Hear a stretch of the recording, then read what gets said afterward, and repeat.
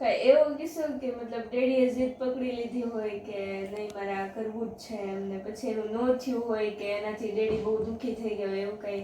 હા, એકવાર એવું મને કીકરિયા રજૂ દાદા ગુજરી ગયા ને એની ઝારતમાં અમે ગયા હતા. તો ડેડીએ તોફાન કેટલા કર્યા ને કેવા કર્યા?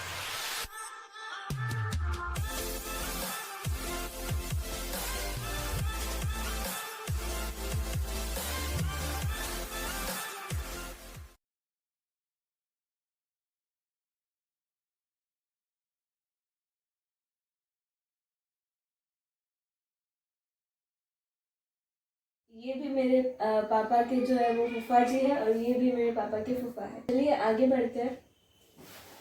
गुजराती लैंग्वेज में अगर समझ में ना आए तो आप कोऑपरेट कर लेना, बाकी एंजॉय करना वीडियो को।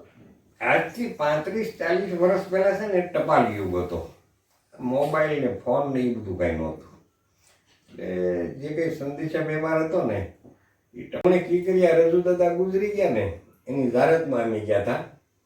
ત્યાંથી અખ્તરભાઈ હાર્યા હતા એટલે પછી ખૂંટાવડા ગયા એટલે નમાઝ પઢવા માટે મસ્જિદે ગયા ને એટલે મારી પહેલી નજર નોટિસ બોર્ડ ઉપર ગઈ.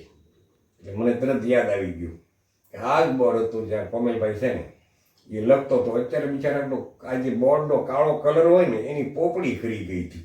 એનો અર્થ છે કે એનો યુઝ નહીં થતો હોય. અને કોમેલ હતો ત્યારે દર અઠવાડિયે એક સારી હદીસ કાં કોઈ સારી રિવાયત અને કાં નાનો એવો કિસ્સો લખતા હતા. હું આ વખતે ગયો ને એટલે મને તરત જ યાદ આવી ગયું કે ભાઈ આ જો કોમેલ હતો ત્યારે આ બધું આ રીતે વાજબી થતું હતું. દુકાનની બારીથી લખતા? હા, દુકાનની બારીથી બોર્ડ જેવું હતું ત્યાં કંઈક લખતો થઈ એટલે યાદ આવી જાય આપણને. ટપાલનું બહુ મહત્વ હતું. ટપાલી જ્યારે આવવાનો ટાઈમ હોય ને એટલે રાહ જોઈને બેસતા. એ સુખ દુઃખનું પોટલું લઈને આવતો. એમાં આ બે કોમેલ મોટા થયા અને આ જે ખૂંટાવડા કોમેલ છે ને એ નાનપણથી જ ખૂબ હોશિયાર હતો. અમારે ક્યારેક જવાનું થાય એટલે એની હોશિયારી તોફાની એવો હતો પાછો. બરાબર છે. એકવાર તો એવું થયું હતું ને કે અમે વીજળી ગયા હતા. કોમેલ નાનો 10-12 વર્ષનો અને એ વખતે અમીરભાઈનો છોકરો હોય છે અબ્બાસ. એ જે બે જણા તોફાન કરતા હતા ને મેં એને કંઈક દારો દીતો માર્યા હતા. એટલે ગામમાં એ લોકોમાં એમ થઈ ગયું ઓહો અમીરભાઈના છોકરાને માર્યું, હવે આગળ ડખા થાય. પછી એને ખ્યાલ આવ્યો કે ના ના એના ફૂવા છે તો વાંધો નહીં. આવો એક બનાવ બન્યો હતો. ડેડીએ તોફાન કેટલા કર્યા ને કેવા કર્યા? હવે તારા ડેડી જેવા હોશિયાર હતા ને એવા જ તોફાની હતા. અને એમાંય ખાસ કરીને અમારા છોકરાઓ મહાલમાં જાય એટલે કે ખૂંટાવડા જાય ને એટલે બધા છોકરા ભેગા થાય એટલે તોફાન વધી જાય. એમ એ લોકોને તોફાન કરવાનું લાયસન્સ મળી ગયું હોય. એમાં બરોબર દિવાળી વેકેશનમાં છોકરા આવ્યા હતા અને અમારો કોમેલે હતો ને તમારો કોમેલે હતો. અને પછી બોમ્બ ફોડતા ત્યાં ફટાકડા ફોડતા એકવાર અમારા કોમેલના હાથમાં બોમ્બ ફાટી ગયો હતો અને આંગળી ઉપર એનું ફ્રેક્ચર આવી ગયું હતું, તૂટી ગઈ. પછી મેં 3-4 મહિના સુધી તો ભાવનગરના ધક્કા ખાધા એને ડ્રેસિંગ કરાવવા હતું, એની કસરત કરાવવા હતું. ત્યારે મૂળ હજી એની આંગળી જરાક વાગી તો છે જ છે. મુઠ્ઠી વાળતો હોય ત્યારે એક આંગળી જરાક એની આગી રહેશે.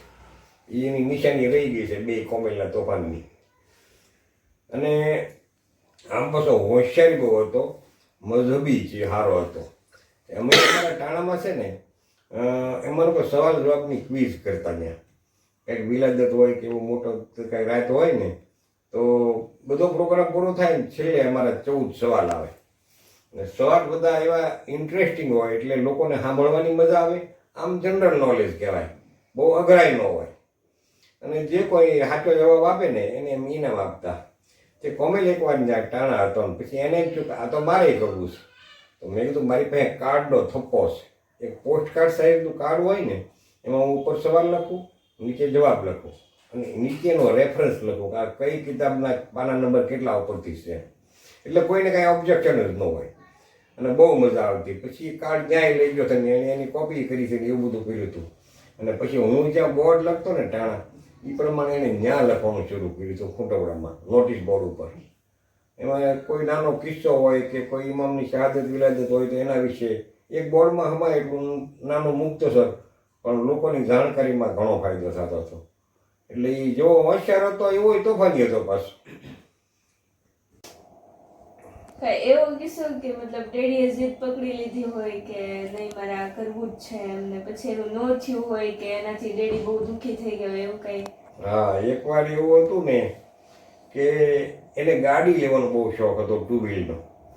તો એણે એની રીતે બચત કરી છે, પૈસા ભેગા કર્યા હતા. અને પછી શોકતભાઈ હું પછી ત્યારે હું થયું હતું ભાઈ